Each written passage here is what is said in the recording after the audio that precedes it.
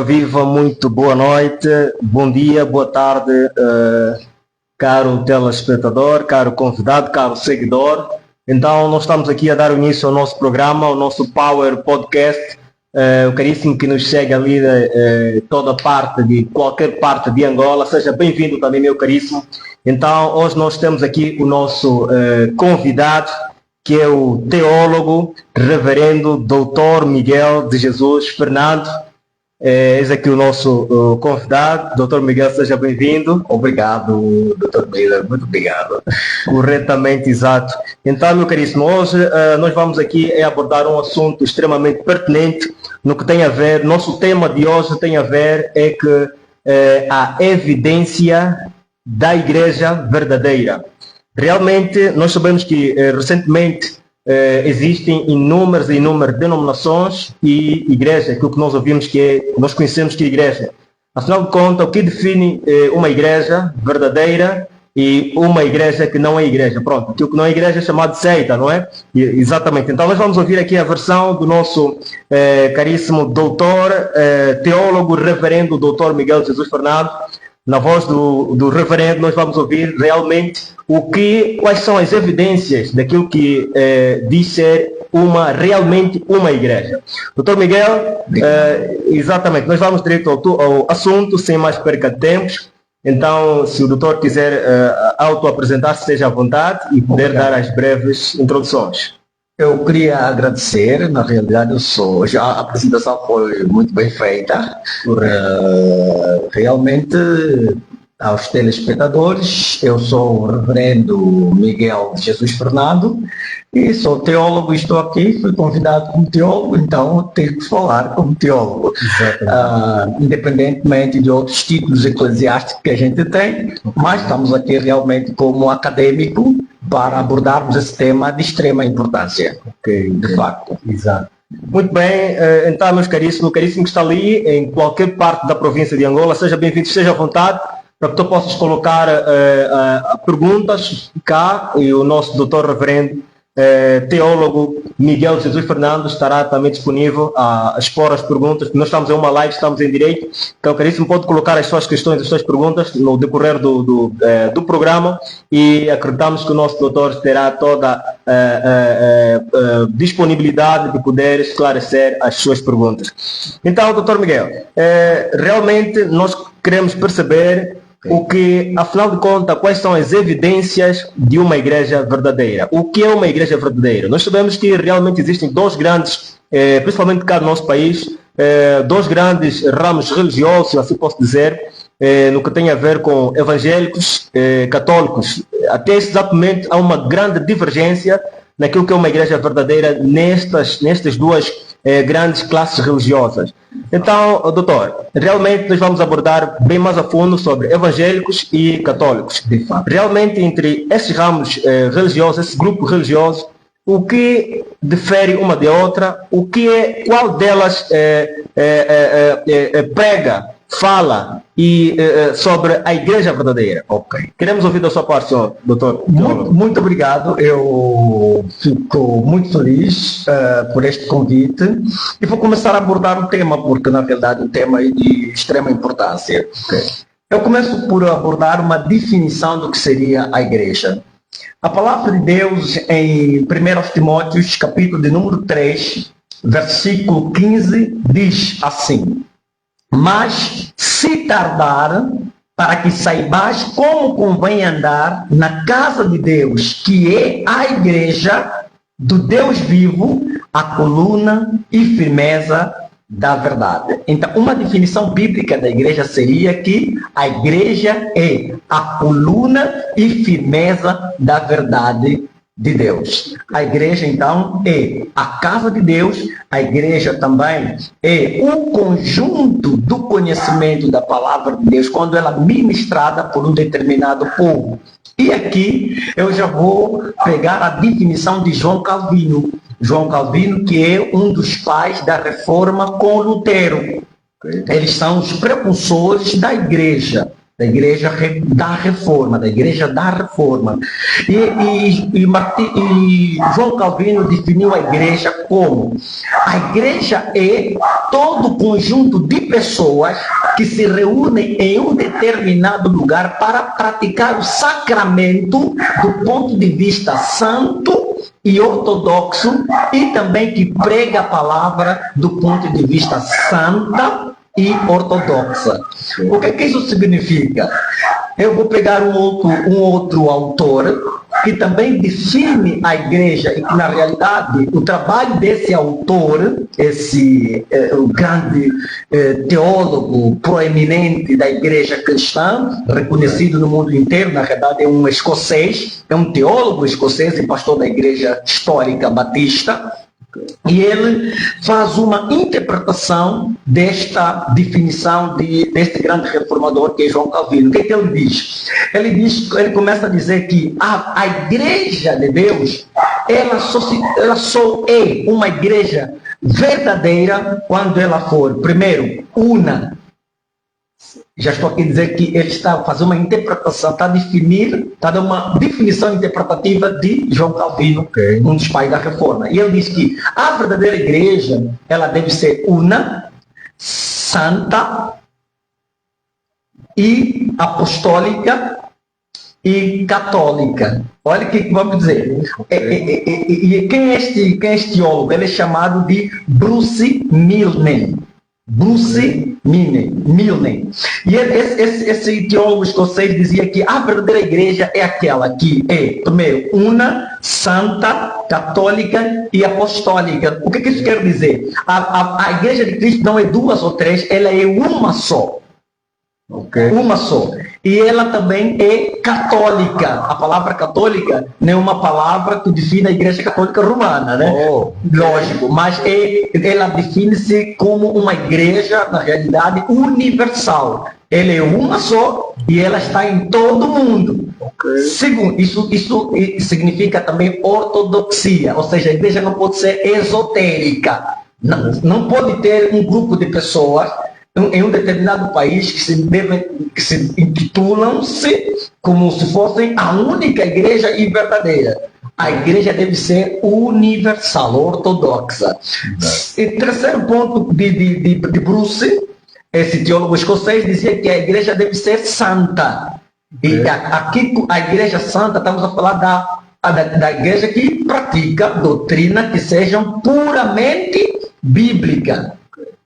E por último diz que a igreja deve ser apostólica, ou seja, aquela que está fundada sobre a doutrina dos apóstolos. Significa dizer que a igreja não pode pregar uma outra doutrina ou uma outra tradição. A verdadeira igreja deve ser aquela que está fundada sobre a doutrina dos apóstolos. Concluindo essa primeira pergunta do senhor jornalista, eu vou dizer que a igreja é realmente o conjunto do povo de Deus, que está reunido em todo lugar, está em todo mundo, tem cristão em todo mundo, e esse corpo de Cristo forma a igreja do Senhor. Ela se une por meio de uma doutrina santa e fundada pelos apóstolos, ou seja, a verdadeira igreja, que já estou implicado sobre a verdadeira igreja. A verdadeira igreja é aquela que ela não traz uma doutrina nova, ela não traz uma tradição nova, mas ela é uma igreja, uma só. E por que ela é uma só? Porque ela só tem uma doutrina fundada pelos apóstolos. Ok? Então, essa realmente é a verdadeira igreja do Senhor Jesus. Exatamente, doutor. Praticamente o doutor referiu uma palavra aqui que dizia que sobre a igreja, há pouco tempo acabou de dizer, não é, que a igreja católica não é por ser este termo católico, não é? Lógico. Então eu gostaria de saber aqui mais ou menos que há pessoas, nós ouvimos sempre, não é, que a primeira igreja foi fundada, a primeira igreja do cristianismo é a igreja católica apostólica romana, não é? Exatamente. Então até exatamente nós percebemos que é a primeira igreja católica, não é? Exatamente. Então qual é a evidência de que não seja realmente a igreja verdadeira, visto que nós sabemos que existem divergências doutrinárias concernente a igrejas evangélicas. Ok. Então, qual é a evidência, segundo, não é, doutor, queremos ouvir a sua explanação, qual é a evidência que a igreja católica, visto que é a primeira igreja cristã, não é? Cristã, isto acredito que após a morte de Cristo, após a perseguição dos cristãos, segundo a perseguição dos cristãos foi feita pelos romanos, não é? Okay. Se é que eu me recordo, que exatamente dali surgiu a igreja católica apostólica romana, creio que é isso, não estou em erro também.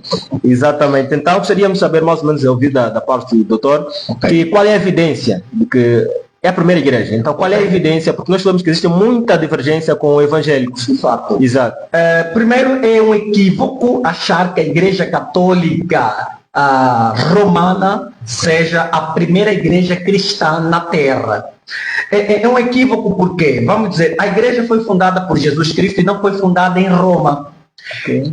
E aqui eu vou mais uma vez na definição desses proeminentes teólogos e até o pai da Reforma, Calvino, que diz que a verdadeira igreja, ela deve ser santa e ela deve ser universal. E aqui passo também a palavra de Bruce, esse teólogo escocês, renomado teólogo escocês, e ele já diz que a verdadeira igreja, ela deve ser uma igreja universal. Não pode ser uma igreja que se funda em um determinado povo, como romanos. Okay? A verdadeira igreja não pode se fundar em um determinado povo. Ela deve ser de compêndio universal. Vou mais ao fundo. A igreja de Cristo, a verdadeira igreja de Cristo, ela foi fundada pelo próprio Jesus Cristo no século I, aonde? Em Israel, na cidade de Jerusalém. Então foi Cristo que fundou a igreja com o povo judeu, não com o povo romano. E a igreja chega em Roma, através do apóstolo Paulo, quando ele realmente vai sendo preso. Ele é preso pelo Império Romano, e como ele era um cidadão romano, ele apela para ser julgado por César. Então, Paulo é conduzido pelos romanos até Roma. Enquanto Paulo espera o julgamento, ele dava a liberdade para pregar o evangelho. Então, Paulo, não é ele que começa o evangelho em Roma. Paulo já encontra um povo em Roma. Quando Paulo escreve a carta aos romanos, ele ainda não estava em Roma. Ok.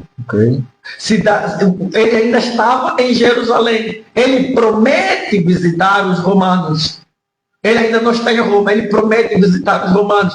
Ele é conduzido em Roma pela graça de Deus, e lá ele tem a oportunidade de se encontrar com os romanos. Esses primeiros cristãos se convertem na primeira pregação de Pedro, em Atos capítulo 2. A Bíblia diz que naquele dia havia romanos que entregaram a vida para Jesus. Eles eram prosílitos judeus, ou seja, romanos que haviam se convertido ao judaísmo. Ao ouvirem, em Atos capítulo de número 2, a pregação de Pedro, eles se convertem ao cristianismo e levam o evangelho em Roma, mas não tinham um líder. Quando Paulo é preso, ele dá a liberdade para pregar o evangelho em Roma. Então ele chama os irmãos e começa a ensinar o cristianismo naquele povo. Okay. E quem conta essa história é o grande e célebre livro de Eusébio de Cesareia. É a fonte mais proeminente que o cristianismo tem para se extrair essa fonte de como é que o cristianismo chega em Roma. Então, Paulo é o primeiro pastor em Roma. E o que acontece? Essa igreja não é única, exclusiva. Antes de existir a igreja em Roma, ela já havia na África. Certo. Okay? Já havia na África, na Alexandria, no Egito, por exemplo, na Argélia, e em todo o Médio Oriente, na Arábia Saudita. Ou seja, a igreja estava em todos os continentes. Em Atos capítulo 20, o apóstolo Paulo começa a dizer o evangelho que foi pregado em todo o mundo. Então não é só em Roma, mas em todo o mundo da época. Ok? Então, Jesus Cristo, em Mateus 24 diz assim: e surgirão falsos profetas que enganarão a muitos. E nesta fase, a igreja ainda não havia em Roma, não havia igreja cristã em Roma. A igreja estava simplesmente em Jerusalém, que era o espaço geográfico da fundação da igreja. Então, a igreja não foi fundada em Roma, no Ocidente. A igreja foi fundada em Israel, no Médio Oriente. Após aproximadamente 50, 60 anos, o evangelho agora é levado para Roma. E Paulo, sendo prisioneiro em Roma, fortalece os irmãos que haviam se convertido em Atos capítulo 2 e começa ali uma igreja cristã em Roma. Mas não substitui a igreja da Alexandria, no Egito, nem na Síria, nem, ou seja, vamos dizer, nem na África, nem no Oriente Médio. Isto antes da igreja, de existir a igreja católica apostólica romana. Apostólica romana. Exatamente. Aí nem estamos a dizer ainda da igreja católica romana. Não existia igreja católica apostólica romana liderada pelos papas. Okay. Ainda não existia. Ok? Porque essa ideia da igreja católica apostólica romana liderada pelos papas só existe a partir do século 5, 6, 7 e 8. Ok? Do ponto de vista histórico. Então, eu estou falando da igreja primitiva. A origem, a gênesis da igreja. Não existia a igreja católica romana apostólica. E liderada pelos papas. Ou seja, nem ali havia título de papa. O título de papa começa a ser apregoado a partir do século 6, 7 e se consolida no século 8. Ok? Nós vamos chegar até ali. Mas a priori, qual é a prova que a Igreja Católica Apostólica de Roma não ser a primeira nem a única ou verdadeira igreja? É porque ela foi fundada, essa igreja católica apostólica de Roma ou romana, a ICARE, essa organização religiosa só foi formada, começou, o projeto começa com um dos imperadores, que é o imperador Tino. Esse imperador Tino realmente perde o poder em Roma, e como ele não queria perder a hegemonia da liderança dos povos ocidentais, dá o poder a um papado. É um império romano que incentiva para a gente não perder o poder mundial. Vamos dar à igreja que agora ganhou o poder. Exato. Esse bispo de Roma é incentivado a se intitular o patriarca ou pontífice ou líder supremo das igrejas cristãs. Mas ele só vai dominar nos países onde o Império Romano domina. Correto. Onde o Império Romano não dominava, esse bispo católico não tinha poder. Esse bispo católico romano não tinha poder. E uma das verdades fundamentais aqui sobre a questão da Igreja Católica Apostólica de Roma ou romana liderada pelos papas é que a palavra católica ela não foi realmente criada pelos bispos da Igreja Católica Romana. Ele foi criada e desenvolvida pelo o bispo Inácio de Antioquia. Isso nós estamos a falar do ano 115, quando o bispo, esse grande discípulo do apóstolo Paulo, ele se deixa levar para morrer, para ser um mártir da igreja cristã em Roma, e ele escreve as 7 cartas a algumas igrejas da Ásia Menor, e ele começa a escrever, e nas escritas dele, ou numa carta aos Filipenses, onde ele escreve que a igreja de Cristo é uma igreja católica.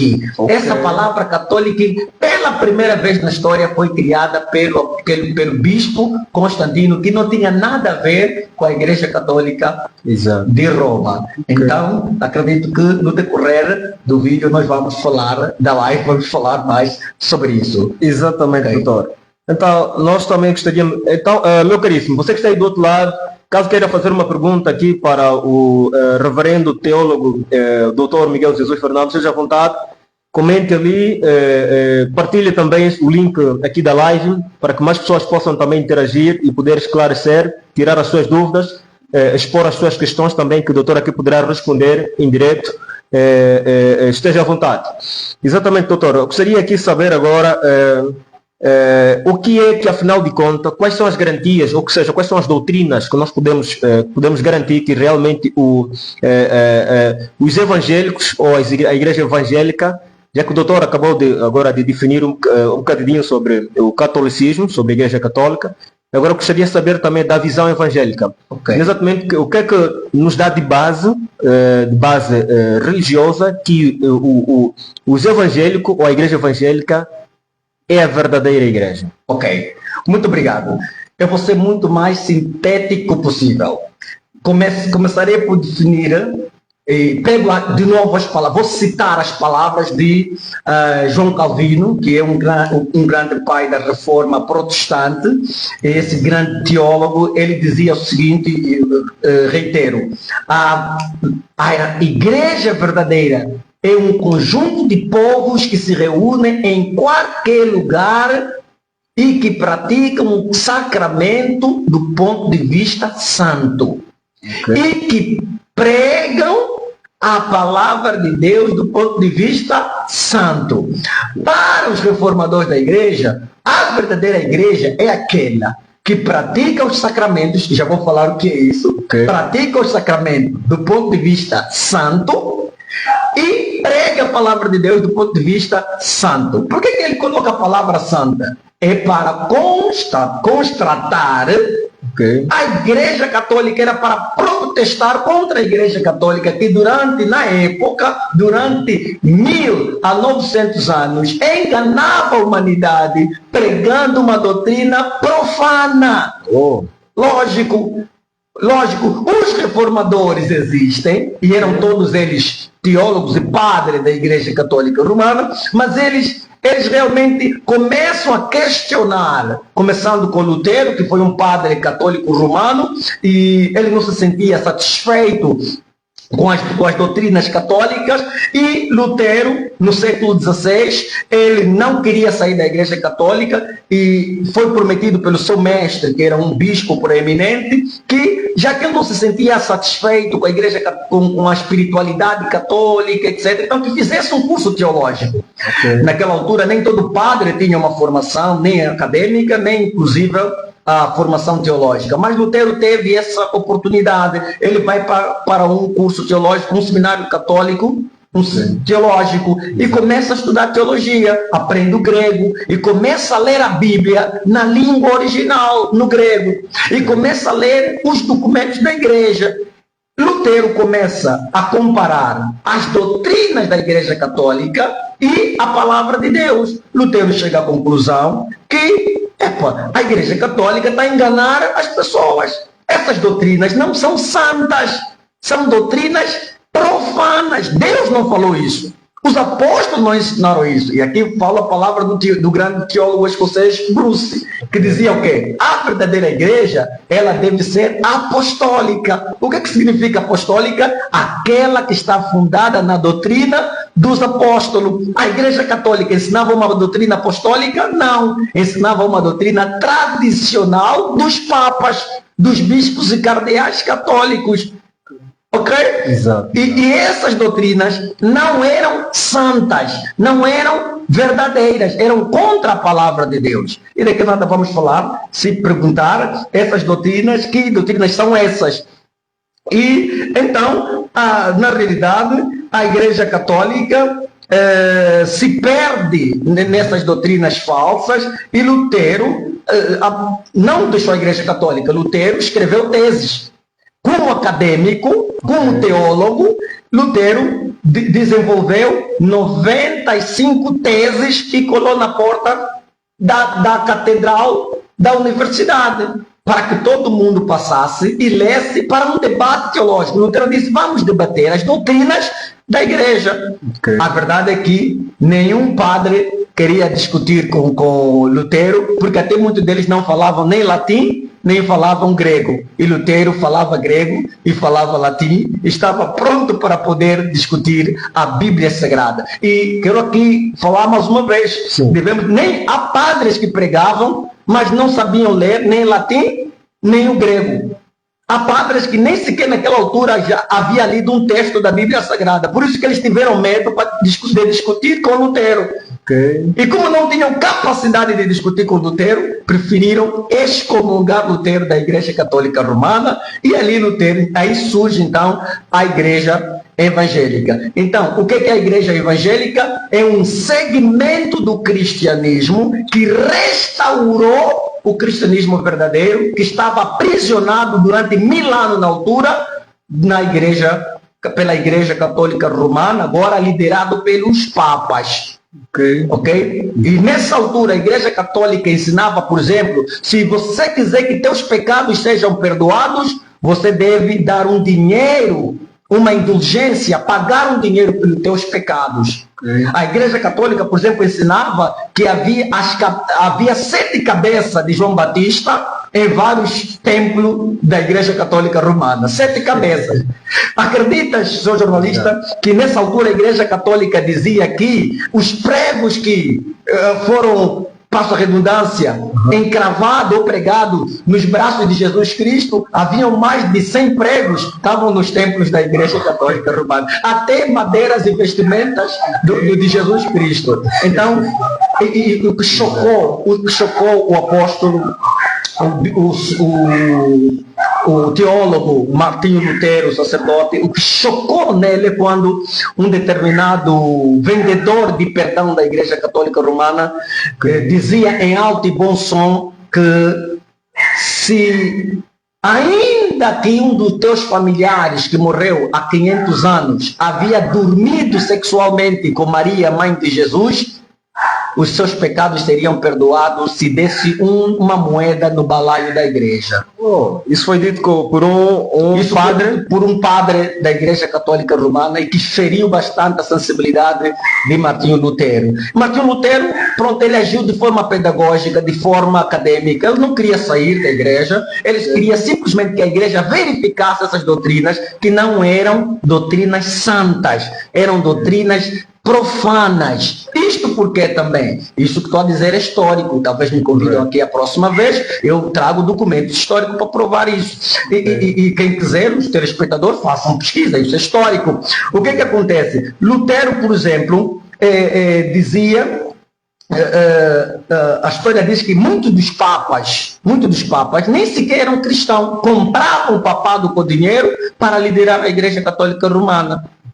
Ok?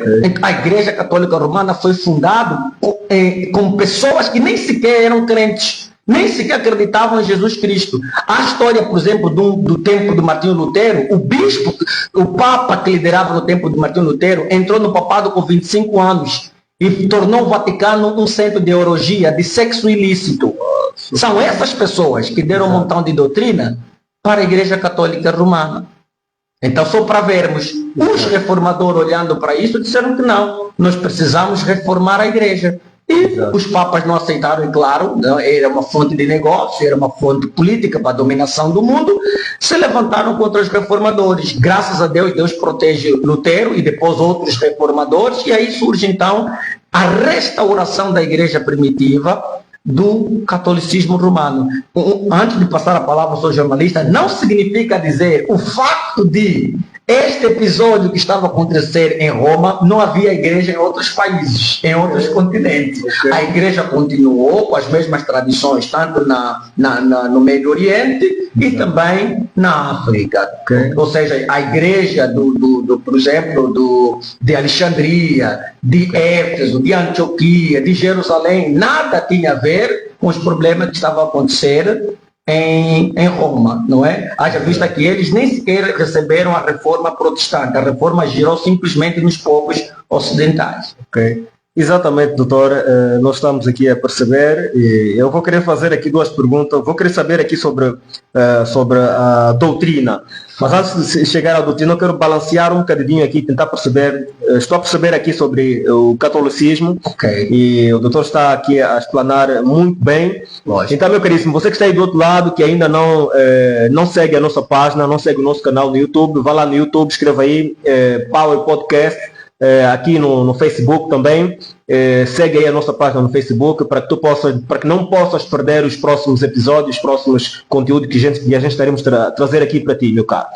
Muito bem, então, doutor, nós queremos aqui agora saber também realmente se dentro da igreja evangélica se é permitido o casamento de homossexuais. De fato. Então, eu gostaria de saber essa resposta, essa pergunta, não é a pergunta minha, e gostaria de saber da resposta por parte do doutor. A Igreja Evangélica, como eu já disse, é um segmento do cristianismo que foi restaurado no século XVI. Um cristianismo que estava a ser aprisionado por um segmento histórico do cristianismo, que é a Igreja de Roma, que havia se desviado a partir do século VI, VII e VIII, fundado assim a Igreja dos Papas, e abafando durante 1000 a 900 anos o verdadeiro cristianismo nos povos ocidentais.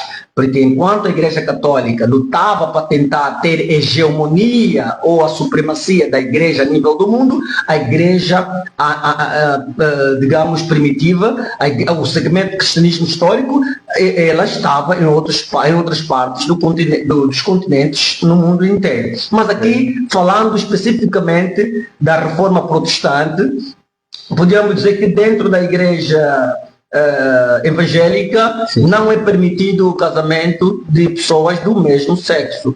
Não é permitido. De sexos opostos. De sexo opostos. Exatamente. Sexo oposto não, olha. Do mesmo sexo. Do mesmo sexo, corretamente.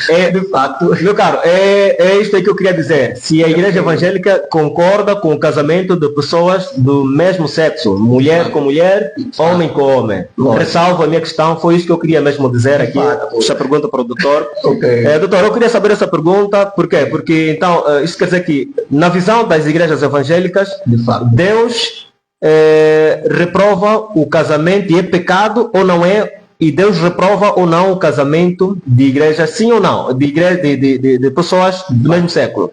É completamente reprovável, é chamado de sodomia. Isso o telespectador pode encontrar em Romanos capítulo 1, a partir do versículo 26 em diante, vai encontrar que em Sodoma e Gomorra, muito daquela população praticava relações homem com homem, mulher com mulher, que se chamou isso sodomia. Exato. Então, o homossexualismo e o lesbianismo é pecado aos olhos de Deus. Exatamente. É por isso que vem a ira de Deus sobre Ok. Então, o doutor acabou de dizer que realmente, acredito que o doutor defende que os evangélicos pregam a salvação e é a igreja verdadeira. Acredito que o doutor acabou de dizer mais ou menos essas questões. Então, se os evangélicos ou a igreja evangélica é a igreja verdadeira, por que é que nós, e ao mesmo tempo, dentro das igrejas evangélicas, não é permitido casamentos de pessoas do mesmo sexo? Por que é que nós continuamos a ver a nível global, dentro das igrejas evangélicas, pastores casados, mas são pessoas do mesmo sexo? De fato. E se a igreja evangélica é verdadeira, Deus reprova isto, e por que é que isso existe dentro das igrejas evangélicas? Primeiro, eles são um segmento do evangelicalismo protestante desviante. Porque além da ortodoxia evangélica, existem grupos sectários, aqui passa a redundância, existem seitas supostamente evangélicas, são seitas. E Jesus Cristo já disse, já falei aqui, Mateus 24, que surgirão muitos falsos profetas, falsos mestres, falsos doutores. Que enganarão a muitos. Então, esses grupos supostamente evangélicos, mas que não são a minoria dos evangélicos, são grupos sectários que tentam enganar as pessoas com essa falsa doutrina para levar as pessoas ao inferno. Eles se intitulam evangélicos, mas não são. Eles são um grupo sectário que querem enganar as pessoas com um falso evangelho.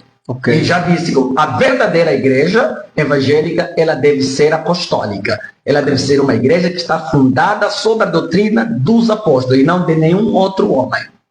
Realmente estamos a aprender, estamos a ouvir e gostaríamos que tivesse também alguém aqui a representar a Igreja Católica de modo em direito a poder também dar a sua tese, a sua apologia no que tem a ver com a evidência das igrejas verdadeiras concernente à divergência que existe entre catolicismos e evangélicos.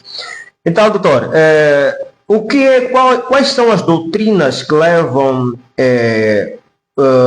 o doutor a dizer que a Igreja Católica não é uma igreja verdadeira? Correto. Eu vou começar com a idolatria. O telespectador vai ler em casa 1 de João capítulo 5, versículo 21. Okay. Onde, conforme já começamos aqui a dizer, que a verdadeira igreja, essa não é a minha definição nem a minha palavra, é uma palavra tanto da patrística, que são dos primeiros bispos da igreja, antes do surgimento da igreja católica romana, e também dos reformadores, aqueles que lutaram e restauraram o evangelicalismo, o verdadeiro evangelho, a igreja primitiva que estava aprisionado pela igreja católica romana. Todos eles definiram que a verdadeira igreja deve ter uma doutrina santa. E essa doutrina santa proíbe a idolatria. Okay. Olha o apóstolo João a dizer: filhinhos, fugir da idolatria. O que é idolatria? É um culto a uma divindade, a um outro Deus que não seja o Deus verdadeiro.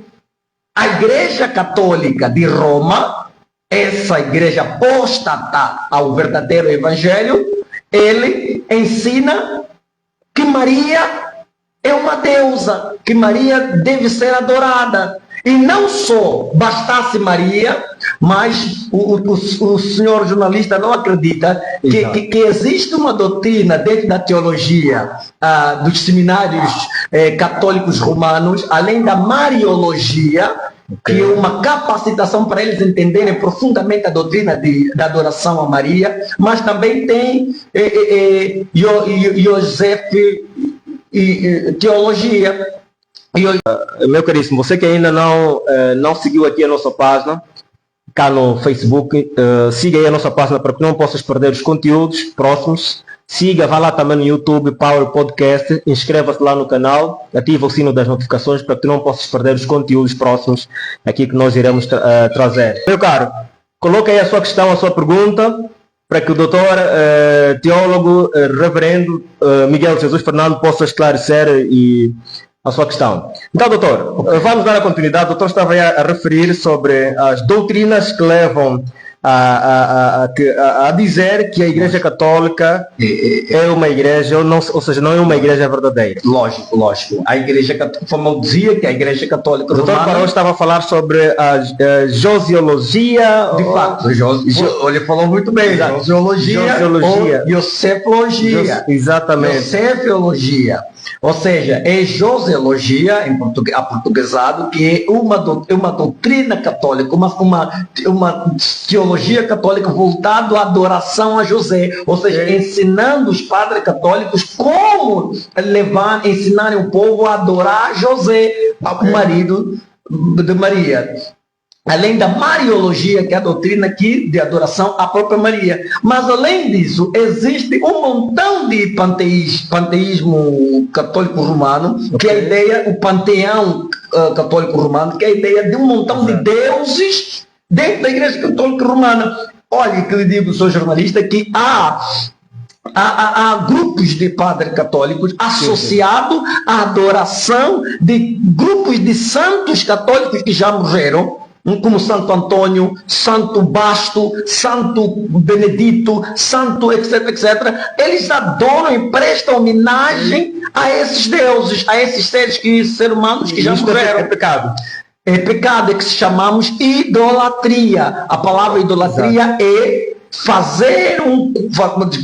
buscar ajuda espiritual a um ente que não seja o Deus verdadeiro. E aqui eu vou dizer, a doutrina dos apóstolos diz, em Atos capítulo 4, versículo 12, em nenhum outro nome há dado entre os homens para que na qual possamos ser salvos. Não há outro nome na terra, não então ser o nome de Jesus. Ok.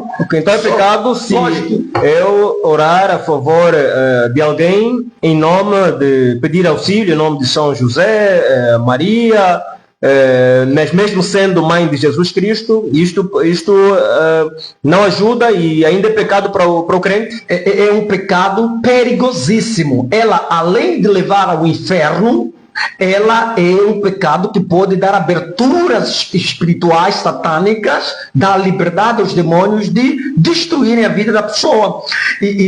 Vou mais longe. O apóstolo Paulo, em 1 Timóteo capítulo 2, verso 5, diz que só existe um intermediário, há só um intermediário, que é Jesus Cristo, homem. Só um. Ok. Significa dizer que Maria, só existe um mediador. Maria não pode ser mediadora. Mediadora é intercessora. Aquele que está diante, no meio, entre Deus e os homens. João capítulo 14. O que é que diz João capítulo 14, verso 6? Jesus Cristo é o caminho, a verdade e a vida. Ninguém vai ao Pai senão a Jesus. Jesus é o único ser que viveu na terra como homem, capaz de salvar o ser humano. Ele é o único que deve ser nosso intercessor diante de Deus. Quando a gente coloca Maria, José, Santo Antônio e outros santos, Basto, etc., Mushima, Calombo, Nossa Senhora da Boa Viagem, Nossa Senhora Catarina, etc., nos ajuda, rogai por nós.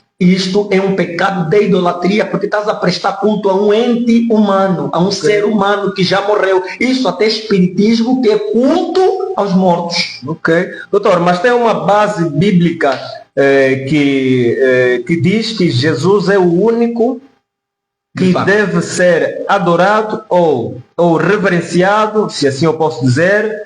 Ou seja, que não podemos orar em nome de mais alguém, em nome de Maria, José, isso que o doutor está aqui a referir, mas qual é a base bíblica? Não, eu já dei Atos, por exemplo, Atos capítulo 4, verso 14. Okay? Em nenhum outro nome há salvação.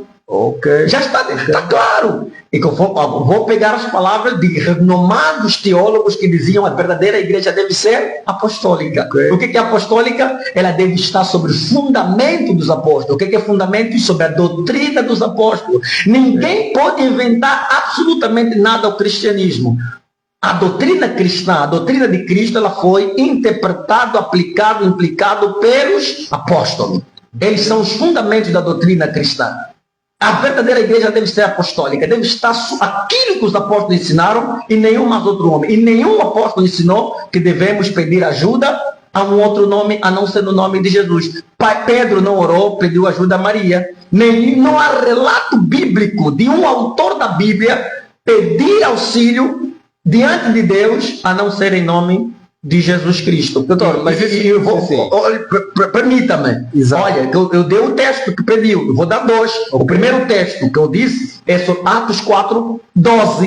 Em nenhum outro nome, não há um outro nome dado aos homens pelo qual possamos ser salvos, a não ser o nome de Jesus. Já temos, não há nome Maria, José, não há ninguém. Segundo, 1 Timóteo capítulo 2, verso 5. Portanto, só há um intermediador entre Deus e o homem, que na qual é Jesus Cristo, o homem. Somente Jesus é o mediador entre Deus e o homem. Eu quero falar com Deus, deve ser através de Jesus. Quando eu tento falar com Deus através de Maria, ou até orar mesmo a Maria pedindo ajuda ou intercessão, é idolatria. É idolatria e é pecado. Doutor, é idolatria, pecado. Sim. Orar em nome da Maria. É idolatria e pecado e até espiritismo. Exato, ok. É um ato de feitiçaria. Ok.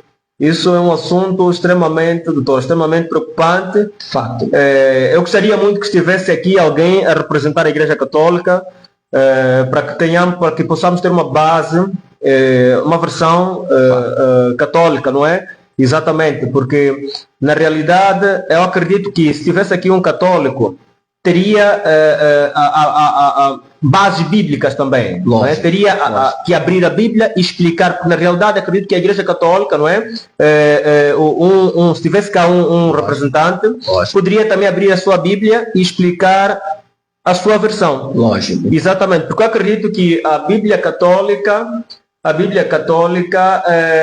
tem bases que provam que há possibilidades de orar a favor da Maria, de orar em nome de José, de Santo Felizmino, Mamã Mushima e por aí. Acredito que tem base bíblica e acredito que o doutor também tem base bíblica de acordo à Bíblia evangélica. Então acho que isso gera uma grande divergência, doutor. Por quê? Porque o doutor está aqui a defender que é pecado orar em nome da Maria. Isso de acordo à base bíblica, de acordo à Bíblia dos evangélicos. Mas se tivesse aqui um católico, também de acordo à Bíblia dos católicos, poderia também dizer que de acordo à minha Bíblia, Está aqui, está escrito. Ok. Então, doutor, as verdadeiras, as provas nós vamos buscar na Bíblia, porque nós sabemos que tudo que é de Deus tem que se pautar na Bíblia. Ok. O católico vai explicar, a Bíblia está aqui também na Bíblia dele. O evangélico vai explicar, também está aqui na minha Bíblia. Onde é que nós vamos apegar a verdade, doutor? Ok. Olha, a Bíblia diz... Desculpa só, doutor, nós temos aqui vontade. também uma pergunta do Daniel Israel. Daniel Israel, a paz do Senhor para ti também.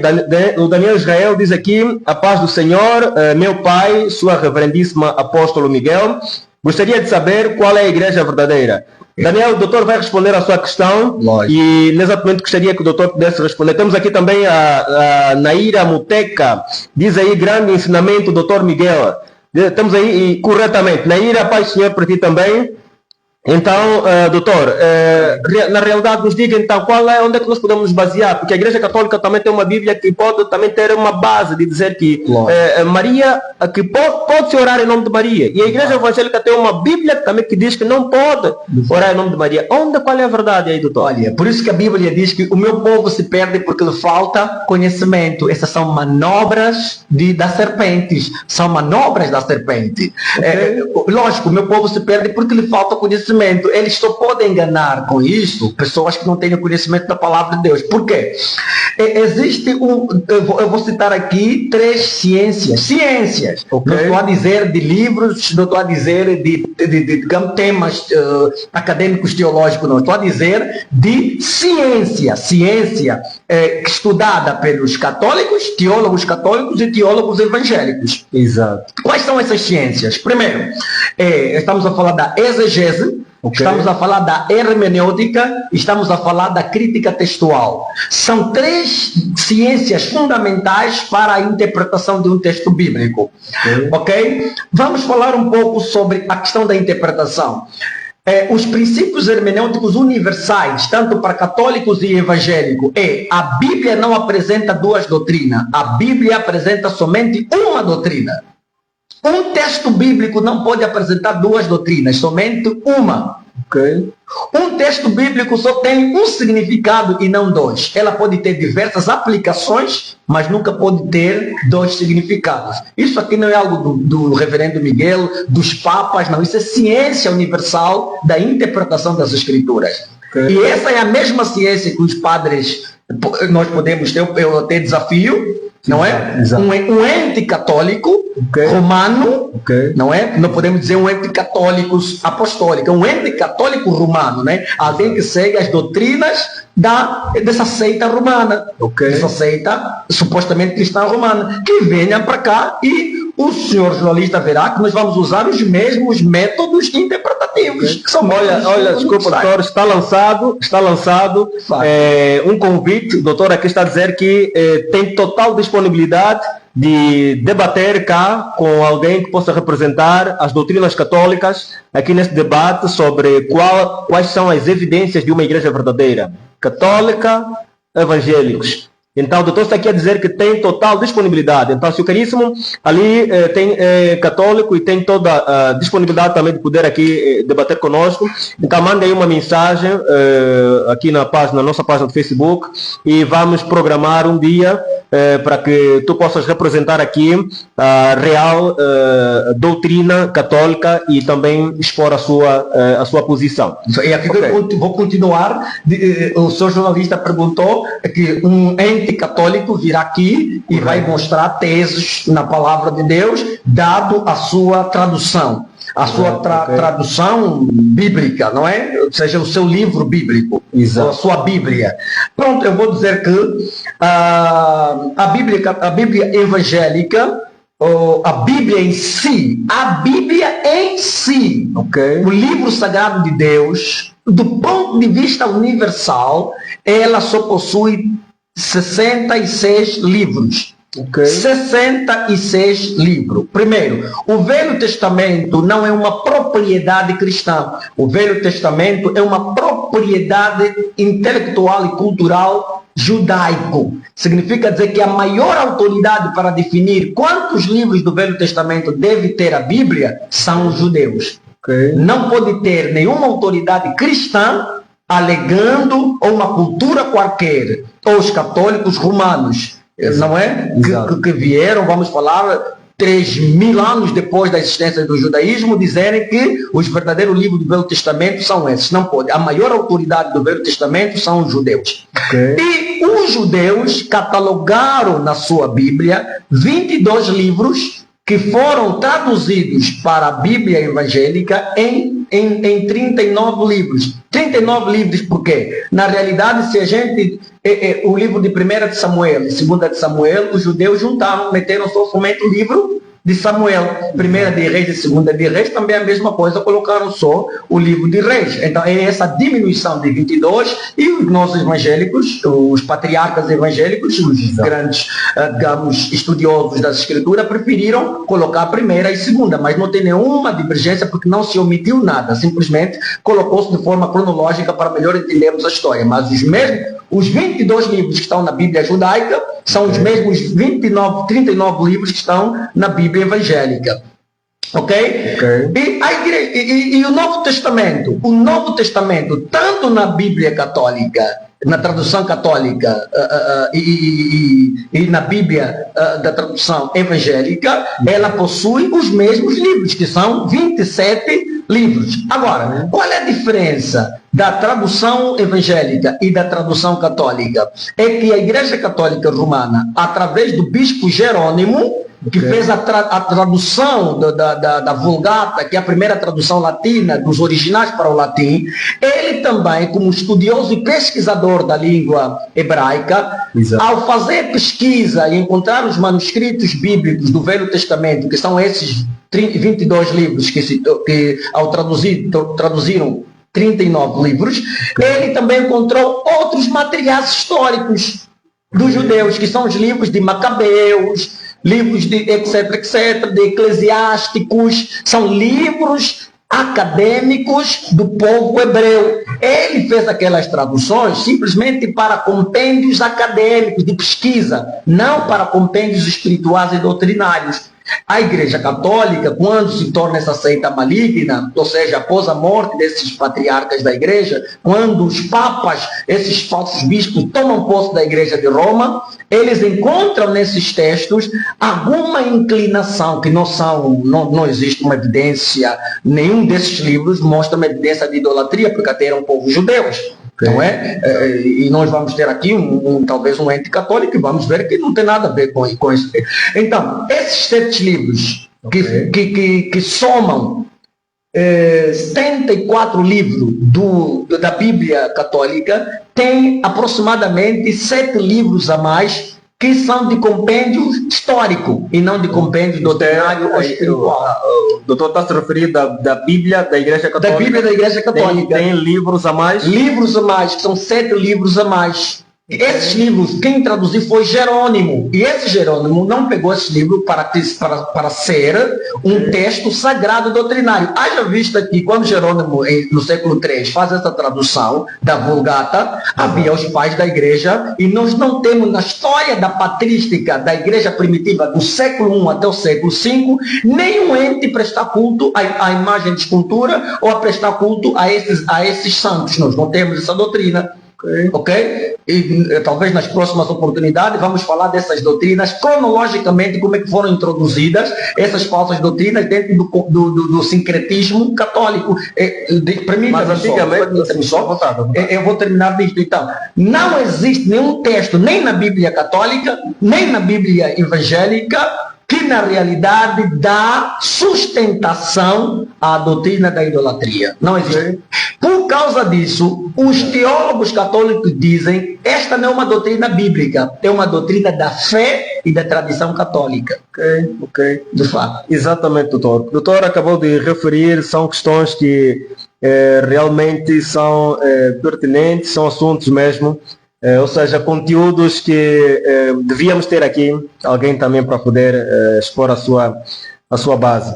Então, doutor, realmente gostaríamos agora de saber, o doutor disse sobre as doutrinas que os papas também, naquela altura, pregavam doutrinas falsas, não é? E quais são estas doutrinas que os papas pregavam naquela altura, que o doutor diz que são falsas? Lógico. E estas doutrinas, até agora a Igreja Católica, usufrui dela, continua a pregar? Não só usufrui, mas defende. Não só usufrui, mas defende. E eu, inclusive, se tivermos a oportunidade de estarmos aqui com um ente acadêmico dessa seita católica romana, nós vamos abrir documentos, vamos discutir a base de documentos históricos. E eu começo a dizer, uma delas é a doutrina da indulgência, ou seja, para os teus pecados serem perdoados, você deve pagar uma indulgência, pagar uma calção pelos seus pecados. Ou seja, você não será perdoado quando você aceita Jesus como Senhor e Salvador, mas você pagar um dinheiro à Igreja Católica Romana. Okay. E depois nós temos a doutrina da transbordação, não é? Da consubstanciação, da hóstia, por exemplo, ok? Que se acredita que aquele pão, na realidade, aquilo é um canibalismo. Aquilo, eles dizem que a hóstia é o corpo verdadeiro de Jesus Cristo. Okay. E aqui vai mais uma vez que eu disse, não é minha palavra, é uma palavra acadêmica do renomado teólogo escocês Bruce, que dizia que a verdadeira igreja tem que ser santa. E vou a palavra de um dos maiores teólogos, que inegável pela Igreja Católica, que é o Dr. João Calvino, um dos pais da Reforma. O que ele dizia? A verdadeira igreja. E aqui já estou a responder a pergunta do nosso irmão Daniel Israel. A verdadeira igreja é aquele grupo de pessoas que se reúne em qualquer parte do mundo, prestando, executando o sacramento do ponto de vista santo. Sacramento, o que são sacramentos? Ordenanças, ou seja, rituais cristãos principais da fé cristã. Quais são isso? Quais são essas ordenanças e sacramentos? A Santa Ceia e o batismo. O batismo. A verdadeira igreja deve ministrar a Santa Ceia do ponto de vista santa. Em 1 Coríntios capítulo 11, como é que se toma a Santa Ceia? É um pão e um cálice. E o pão, o que o apóstolo Paulo diz? É um simbolismo, não é literal. Aquele pão não é literalmente o corpo de Cristo, é um símbolo do corpo de Cristo que foi entregue por nós naquela cruz. E depois o que os apóstolos disseram? Tem que beber também o cálice, que simboliza o sangue de Jesus. A Igreja Católica, já visto um católico romano tomar a Santa Ceia do ponto de vista santo? Pega o pão e pega o vinho? Não, quem toma o vinho sozinho é o padre. E o povo? Os seguidores dessa seita católica nunca tomaram a Santa Ceia. Mas olha o que eles comem, a hóstia. O que é a hóstia? O padre diz que aquele corpo é verdadeiramente corpo de Cristo. Isso é consubstanciação. Ou seja, naquele pão, quando o padre faz a oração, aquele pão não é um memorial de Cristo, é o próprio Cristo que está a ser comido pelas pessoas. É canibalismo. Sinceramente. E o padre faz que parte. Se aquele pão é o corpo de Cristo, exato, literal, por que ele parte? Satanismo, espiritismo. Isso é profundo. Realmente. Ele come o corpo de Cristo completo e ainda por cima bebe outro cálice. Se aquele pão é completamente corpo literal de Cristo, e aquele vinho é o quê? E por que o povo não bebe aquele cálice? Então, é incongruência doutrinária. Mas nós temos visto também, eu tenho acompanhado às vezes a missa católica pela nossa televisão, a TPA. Eu vejo ali às vezes o povo, naquele momento de Santa Ceia, recebem um pão, não é? Recebem um pão, acho que mais um líquidozinho, mais o vinho, acho que é o vinho também. Mas não existe. Eu já fui católico romano, nunca na minha vida eu tomei aquela bebida que o padre está a tomar. E se eu não fosse evangélico, não conhecesse a Bíblia Sagrada, como Lutero leu a Bíblia a primeira vez sozinho, porque a maioria dos católicos não lê a Bíblia, exatamente, não é? Então eles não conhecem a palavra do Senhor. Não conhecem a palavra do Senhor. E a Bíblia diz que o meu povo se perde porque lhe falta conhecimento. Os católicos romanos não têm conhecimento porque não leem a palavra de Deus. Ok? Então eles estão mortos espiritualmente por não conhecerem a palavra de Deus. Então nunca vi um único católico, um leigo católico, alguém que não é padre, tomar daquele cálice. De fato. Exatamente. E talvez no dia que a gente ver a gente vai ver um fenômeno acontecer nessa seita, não é? Então eles não tomam, não ministram, não administram o sacramento do ponto de vista santo, conforme a Bíblia, conforme os apóstolos. Então, a doutrina da Santa Ceia, da Igreja Católica Romana, dessa seita maligna, não é bíblico, não é santo, é dos homens. Segundo, o batismo. O batismo, exato. É outro sacramento, é outra ordenança da Igreja Cristã. Aí vou de novo na palavra de Dr. João Calvino, que dizia que deve praticar o sacramento do ponto de vista santo. A verdadeira igreja deve praticar, não importa onde ele esteja e quanto número de pessoas esteja. Um grupo de pessoas que pratica o sacramento do ponto de vista santo é verdadeiramente uma igreja verdadeira. A Igreja Católica Romana, como é que pratica o sacramento do batismo? Uma gotinha de água na cabeça e até batizam bebês. E isto é contra a palavra de Deus? É contra a palavra de Deus, porque para receber o batismo é preciso responder algumas cláusulas espirituais e bíblicas. Quais são? Deve ter consciência do que está a fazer. Marcos capítulo 16, versículo 15 a 17. Ide por todo mundo, pregar o evangelho a toda criatura. Quem crer? Então existe uma condição para ser batizado. Qual é a condição? A crença. E a criança não crê. A criança não crê. A criança, Jesus Cristo em Lucas, em Marcos, nos evangelhos sinóticos, a Bíblia diz que Jesus chamou as crianças e os abençoou. Disse, delas é o reino dos céus. Então nenhuma criança, a criança até pode, nós já nascemos com a natureza pecaminosa, mas a criança não lhe é imputada aos seus pecados porque não tem ainda conhecimento da realidade de si.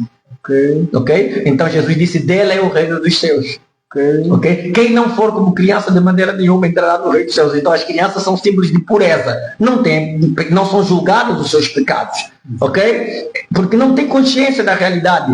Para ser salvos é preciso realmente ter uma condição. E qual é a condição? A cognição, o raciocínio, a crença, e a criança não tem esta crença. Depois há muitas águas. Em Atos capítulo de número 7, 8, por exemplo, vemos aí o Estevão a levar o eunuco para ser batizado, e chegaram lá de muitas águas e disse, será que eu posso ser batizado? Aqui tem muitas águas, será que eu posso ser batizado? Por quê? Porque ele foi ensinado que para você ser salvo, deve crer em Jesus e ser batizado. Mas para ser batizado tem que ter muitas águas.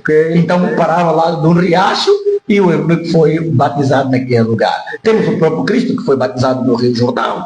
Ou seja, qual é o significado? O batismo deve ser feito onde tenha muitas águas para servir de imersão, para ser emergido numa água. Então, esses sacramentos são ensinados do ponto de vista profano. A Igreja Católica está profanando os sacramentos de Deus e por isso ela não é uma igreja verdadeira. Eu já falei da hóstia, já falei dos sacramentos, não é? E agora vou falar da palavra. O que a Igreja Católica ensina da palavra de Deus?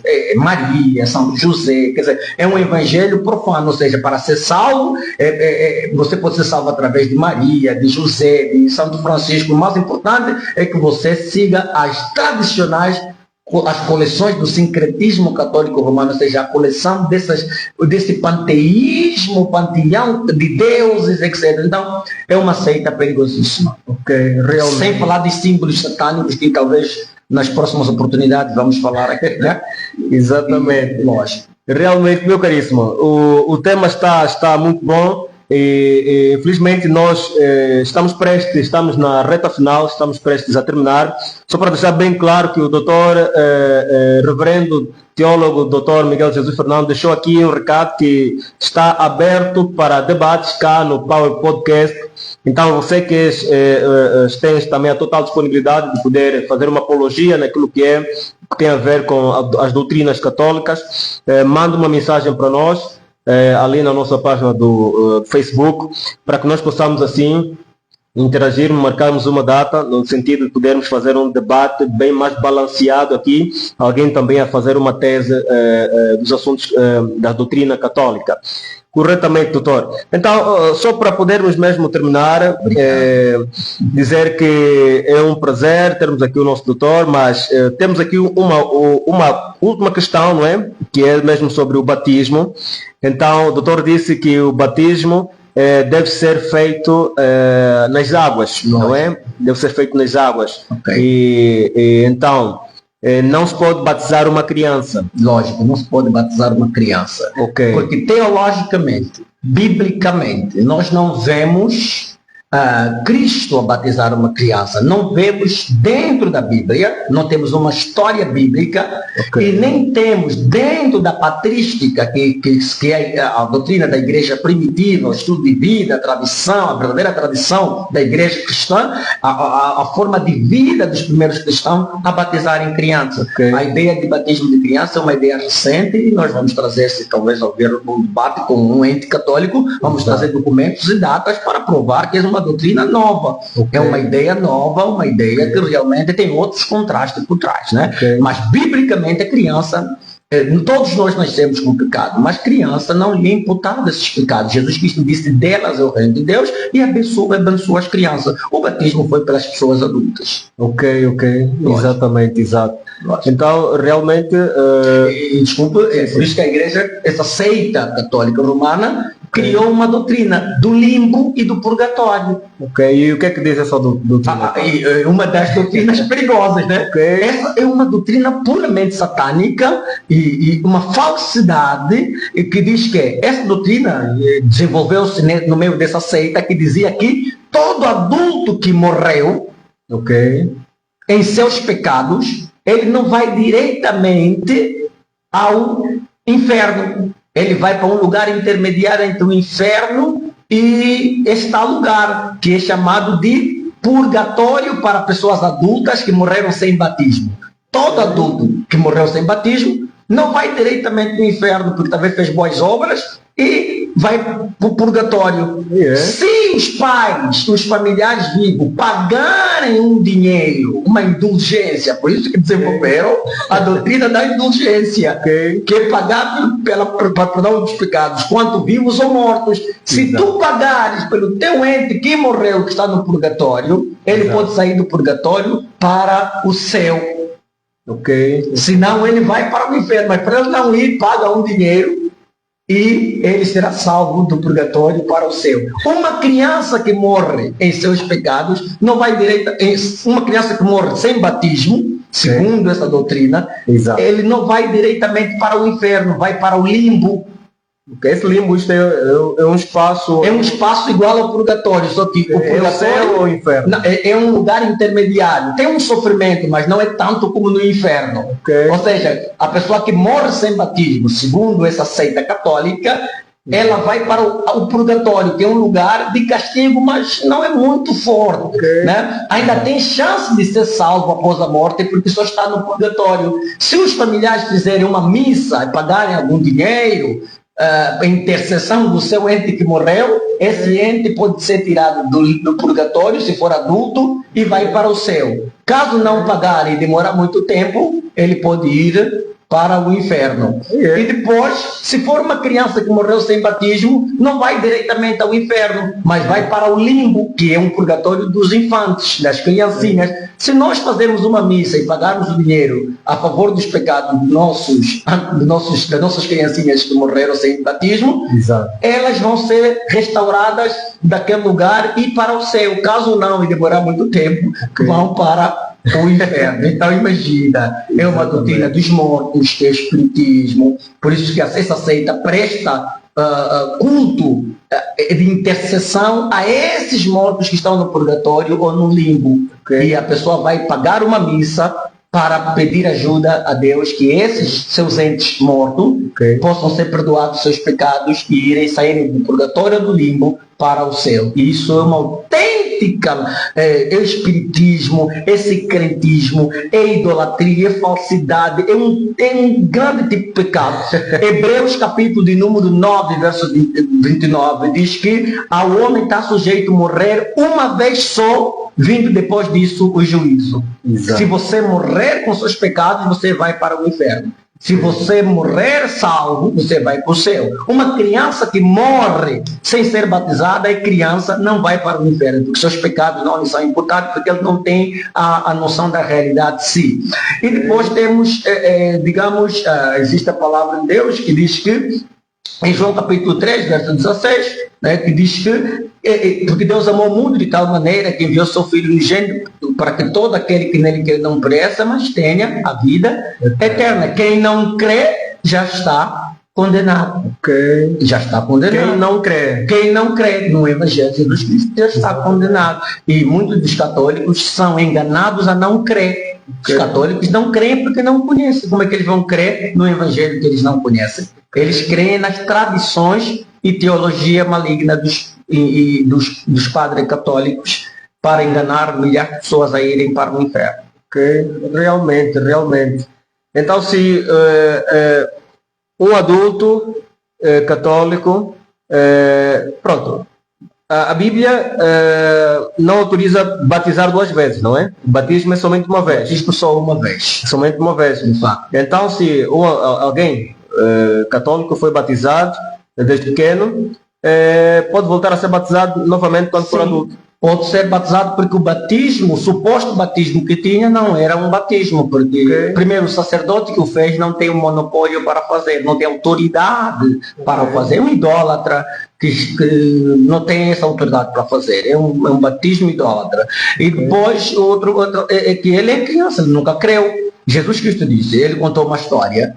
Qual é o homem que vai para uma guerra sem primeiro fazer as análises, as matemáticas de quanto de armamento precisa para lutar contra os seus inimigos? Assim também vós não podem se tornar crente sem primeiro fazer análise de quanto é pesado ser cristão. Uma criança não pode, ele não crê. Então não podemos incutir, não vamos cobrar nada na criança. É uma criança.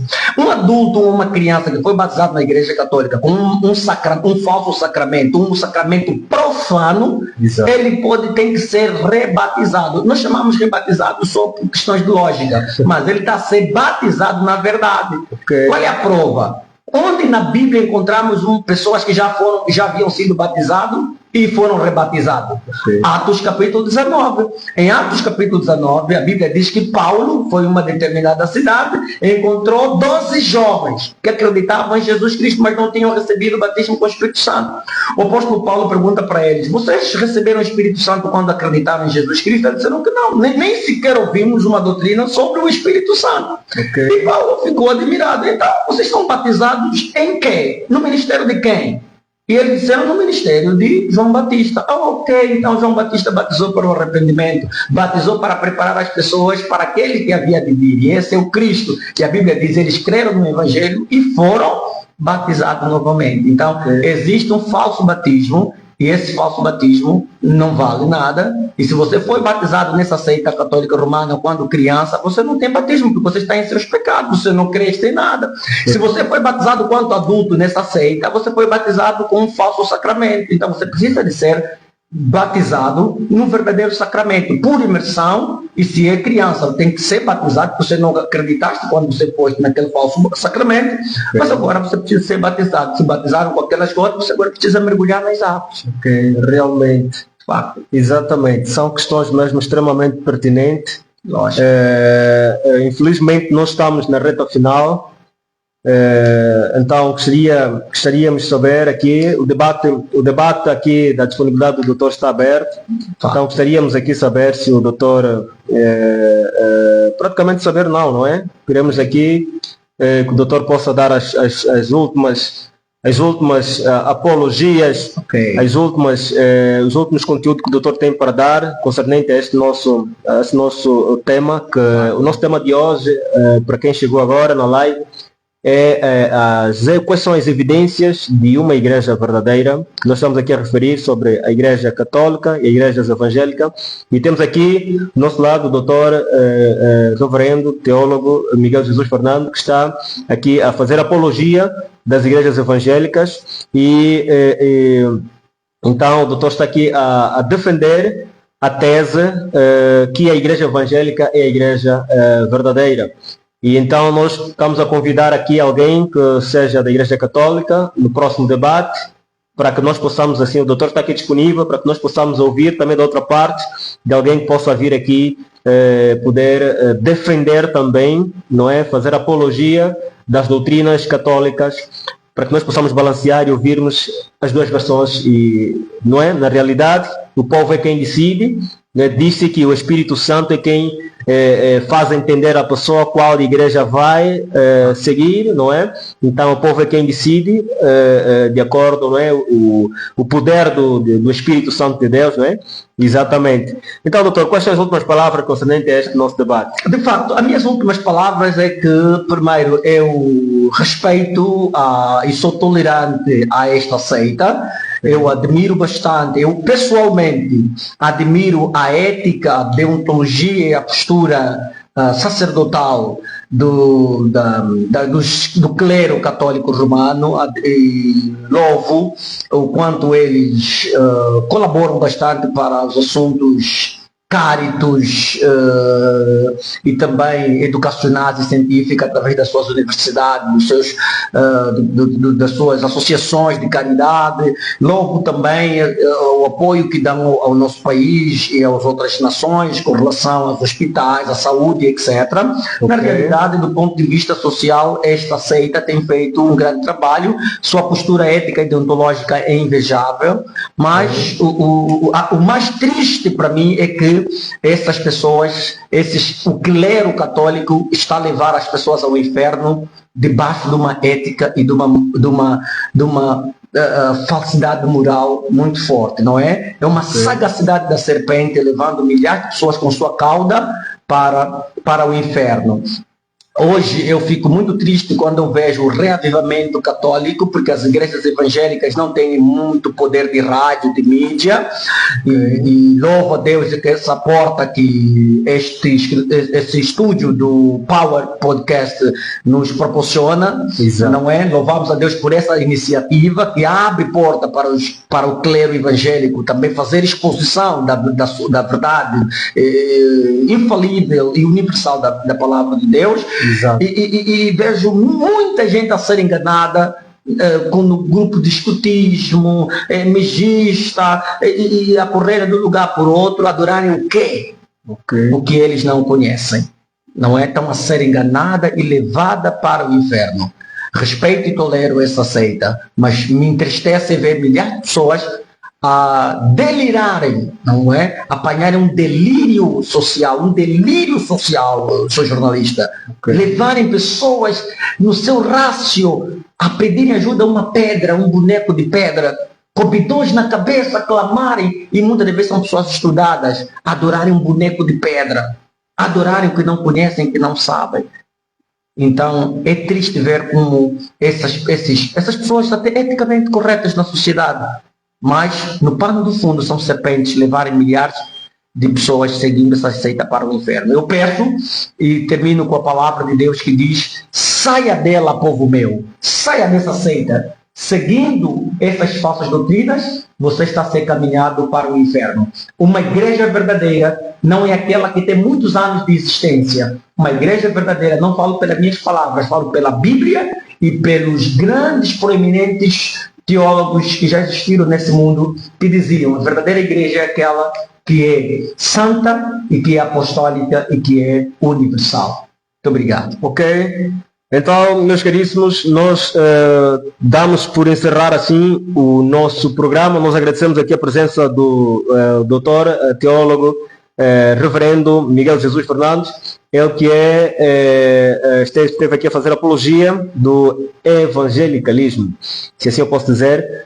Então, meu caríssimo, você que está aí do outro lado, se ainda não segue a nossa página, siga aí a nossa página no Facebook, Power Podcast, tudo junto, Power Podcast, e também no YouTube, Power Podcast, para que tu não possas perder os próximos conteúdos. Nós ficamos por aqui. Sim, queria aproveitar a oportunidade de dizer, se você quer seguir o cristianismo bíblico verdadeiro, o segmento do cristianismo restaurado pela igreja evangélica protestante, então procure uma igreja evangélica mais próxima da sua casa. E siga a palavra de Deus naquele lugar. Corretamente, ok? Exatamente, meu caríssimo. Nós ouvimos dizer que o doutor também tem alguns, também é escritor, tem livros? Sim, temos alguns livros. Se for convidado uma próxima vez, trarei cá os livros, mas quem quiser pode consultar o site ou a página do Power Podcast e pedir alguns livros. Nós temos um livro sobre o pecado de um ponto de vista muito acadêmico. Exato. Temos um livro sobre a fé que a igreja perdeu. Ok. Temos saber qual é a igreja verdadeira. Temos o arrebatamento, porque Cristo está a voltar, e às vezes as pessoas não sabem interpretar os sinais, mas nós já estamos a viver mesmo no fim dos tempos, não é? Realmente. Lógico. Então, temos milhares de livros, é só solicitar a página Power Podcast e nós vamos facilitar os livros com os preços, etc. Exatamente. Preços evangélicos. Muito bem, próximos episódios nós vamos aqui trazer, vamos pedir também que o doutor possa trazer aqui os seus livros, no sentido de a gente podermos expor aqui o livro do doutor e fazer um resumo daquilo que é o conteúdo que nele tem. Exatamente, meu querido. Nós vamos ficar por aqui, então, como o tema de hoje tem a ver com religião. Dizer que o nosso podcast, nós trazemos conteúdos sociais, políticos, finanças e religiosos. Meu caríssimo, esteja à vontade, tu que queres partilhar o seu conteúdo aqui conosco, então manda lá mensagem aí na nossa página do Facebook, para que nós possamos assim trazer aqui as suas apologias e suas questões. Então, doutor, nós vamos aqui terminar o nosso conteúdo. Se eu gostaria se o doutor puder, que tiver mais alguma questão, seja à vontade. Se não tiver, nós vamos encerrar. Ok, digo que quero convidar as pessoas, se quiserem nos seguir, eu sou pastor também de uma determinada confissão religiosa. Correto. Eu sou do Ministério Cristão Evangélico. Correto. Não é? E se realmente quer ser um cristão, eu posso ajudar também. Eu faço parte do Ministério Ganhando Almas. Ok. Não é? Nós estamos em todo o território nacional. Se que estiver interessado em conhecer mais o nosso ministério, contacta pelo número telefónico 944 560 279. 944 560 279. Procura-nos. Exatamente. Ok. Meu caríssimo, nós vamos ficar por aqui. O nosso WhatsApp é 947 47 20 49. Este é o nosso WhatsApp. Estamos juntos e até a próxima. Obrigado.